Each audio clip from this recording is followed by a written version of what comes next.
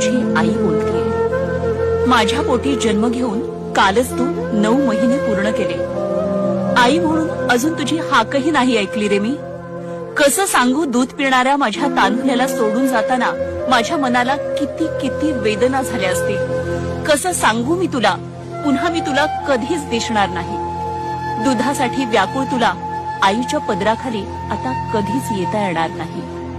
माझा छकुला, माझा सोनूला, माझी हाक तुला कधीच ऐकू येणार नाही।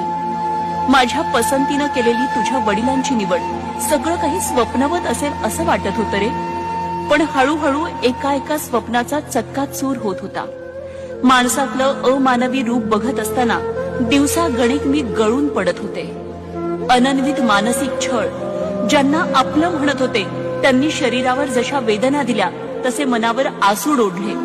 हव्यासाला पुरेशी पडण्यासाठी मी अटोकाट